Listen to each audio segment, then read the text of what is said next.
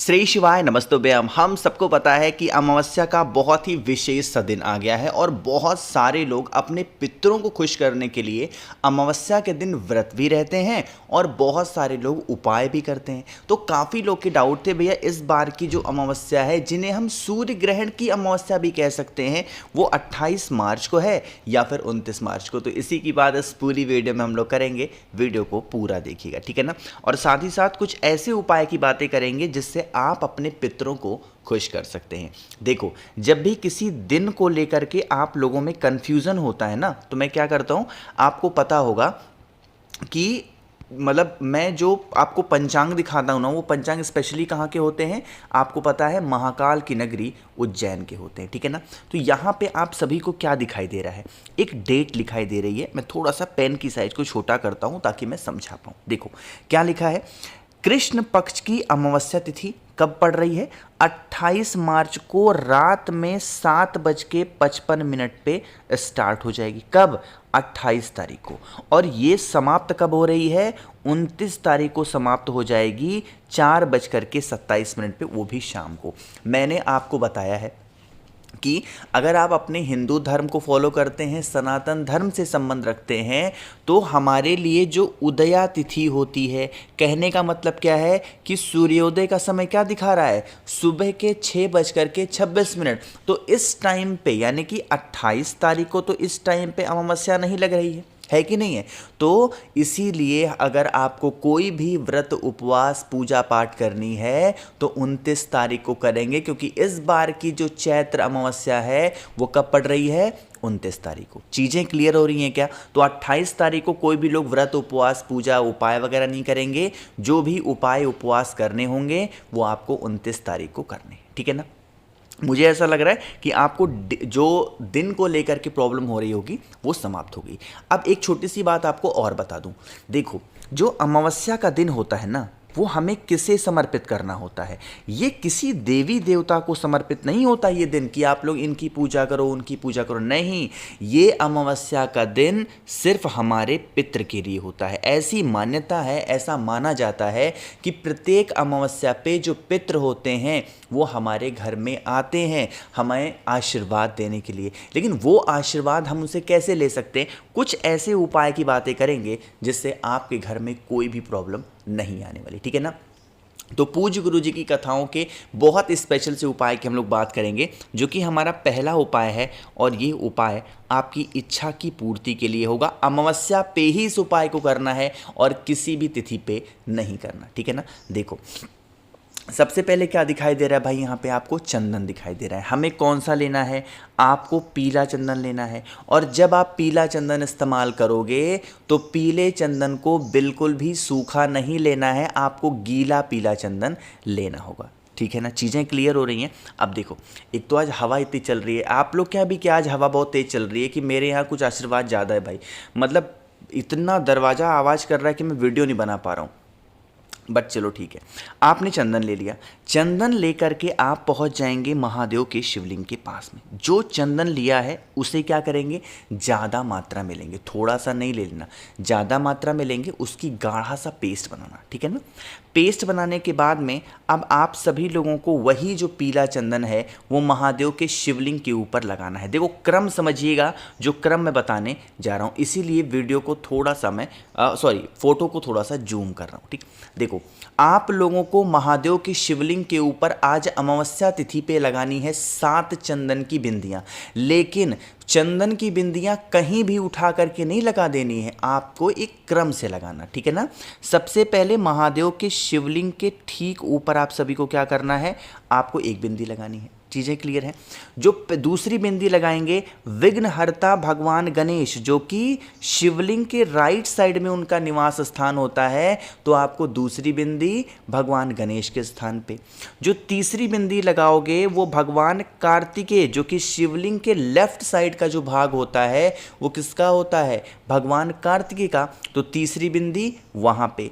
चौथी बिंदी जो आपको लगानी है माता के हस्त कमल पर, जिसे हम सभी लोग प्यार से क्या बोलते हैं, कटी भाग भी बोलते हैं, तो वहाँ पे चौथी बिंदी। पांचवी बिंदी बहुत ही मेन मानी जाती है, क्योंकि ये स्थान है माता अशोक सुंदरी का, और ये भोले शंकर की सबसे प्रिय पुत्री हैं, सबसे छोटी पुत्री हैं, तो इसीलिए उनके स्थान पे क्या करेंगे, पांचवी बिंदी लगानी। ठीक है ना। छठी बिंदी जो हमें लगानी है, जब हम महादेव के शिवलिंग के ऊपर जल चढ़ाते हैं तो जो जल बह करके बिल्कुल यहाँ एंड पॉइंट से नीचे गिरता है, यहाँ पर हमें क्या करनी है, छठवीं बिंदी, और शिवलिंग के विपरीत साइड में, कहने का मतलब क्या है, इस साइड में, विपरीत यही तो हुआ, तो आप सभी लोगों को सातवीं बिंदी शिवलिंग के पीछे कुछ यहाँ पे लगानी है। एक बार मैं लिख दे रहा हूँ, वरना आप लोग भाई बहुत ज़्यादा कंफ्यूज हो जाओगे। पहली बिंदी महादेव के शिवलिंग के ऊपर, दूसरी बिंदी भगवान गणेश, तीसरी बिंदी भगवान कार्तिकेय, चौथी बिंदी माता के हस्तकमल पे, पांचवी बिंदी माता अशोक सुंदरी के स्थान पे, छठवीं बिंदी जहाँ से जल नीचे गिरता है वहाँ पे, और सातवीं बिंदी महादेव के शिवलिंग के पीछे। कुछ इस प्रकार से नंबरिंग मैंने कर दिया है। आपको इन स्थान पे लगाना होगा चंदन की बिंदियाँ, एंड देन आप सभी को एक लोटा शुद्ध जल तांबे के लोटे से अवधूतेश्वर महादेव, फिर से बोल रहा हूँ, कौन से नाम से, अवधूतेश्वर। अच्छा हाँ, देखो ये गलती मुझसे हो गई है, उपाय करने के बाद जल नहीं चढ़ाना है, जब आप महादेव के शिवलिंग के ऊपर पास पहुँच जाओ तब आप उनके ऊपर जल चढ़ाएंगे, एंड देन आप बिंदियाँ लगाएंगे। बिंदी लगाने के बाद जल नहीं चढ़ाना है। ठीक है ना, थोड़ी सी मुझसे गलती हो गई, उस चीज़ को ध्यान रखेंगे। ठीक, चलो, तो दो उपाय आपको समझ में आ गए हैं। आगे बढ़ते हैं इस वीडियो के हम लोग अपने तीसरे उपाय की तरफ, जो कि हमें करने हैं सिक्के के साथ में। कैसे करने हैं, कहाँ पे, इसकी बातें हम लोग करेंगे। लेकिन आप सभी को पता है कि 30 मार्च तक हमारा एक छोटा सा ऑफर चल रहा है, और वो ऑफर है रुद्राक्ष को लेकर के, है ना, कि जो 7 मुखी रुद्राक्ष होता है वो है धन प्राप्ति के लिए, और 9 मुखी रुद्राक्ष होता है घर की लड़ाई झगड़े को ख़त्म करने के लिए। ये दोनों रुद्राक्ष मेरे पास नेपाली अवेलेबल हैं। अगर आप इनमें से कोई भी एक रुद्राक्ष खरीदते हैं या दोनों, तो इसके साथ मैं आप सभी लोगों को 5 मुखी रुद्राक्ष फ्री दे रहा हूँ, 3 मुखी रुद्राक्ष आपके बच्चों के लिए फ्री दे रहा हूँ, प्लस रुद्राक्ष की माला जप करने के लिए वो फ्री दे रहा हूँ, प्लस आप सभी को 50 ग्राम भस्म फ्री दे रहा हूँ। और इस बार मैंने एक नई चीज़ जोड़ रखी है, और वो है एक रुद्राक्ष का फल, जो आप उसके छिलके को निकालोगे तो ये आपकी किस्मत के ऊपर होगा कि 1 मुखी से 31 मुखी तक क्या निकलेगा। ठीक है ना। तो आपको अगर ऑफर का लाभ उठाना है, 9005643345 मेरा व्हाट्सएप नंबर है, ध्यान रखिएगा। कैश ऑन डिलीवरी, पहले पेमेंट नहीं करना है किसी को भी, कैश ऑन डिलीवरी की सुविधा उपलब्ध है। आपको रुद्राक्ष पसंद आएगा तो पेमेंट करना है, वरना नहीं करना। ठीक है ना। चलो अब बातें करते हैं हम इस तीसरे उपाय की। देखो, जैसे मान लीजिए कि घर परिवार में अगर आपके किसी को भी नज़र लगती है, अमावस्या का दिन तो नज़र टोने टोट के लिए भी तो होता है, तो आप सभी लोगों को कोई भी एक सिक्का लेना है ना। अब यहाँ पे 1 रुपया भले ही दिख रहा है, 1 रुपये का ले लो, 2 रुपये का ले लो, 5 का ले लो, 10 का ले लो, जो भी आपके पास में, कोई भी एक सिक्का लेंगे। सिक्के को लेने के बाद में हम लोग जो अपने हाथों में मौली बांधते हैं ना, जिसको हम लोग लक्षा बोलते हैं और कुछ लोग रक्षा सूत्र भी बोलते हैं, उसे लेंगे। और ये जो सिक्का आपने लिया है, इस सिक्के के ऊपर आपको इस अमावस्या तिथि पे जितने भी कमरे होंगे, जितने भी रूम्स होंगे, उन सभी कमरों में अच्छे तरीके से लपेटना है। जैसे मैं लपेट रहा हूँ ना, आपको भी ऐसे ही लपेटना।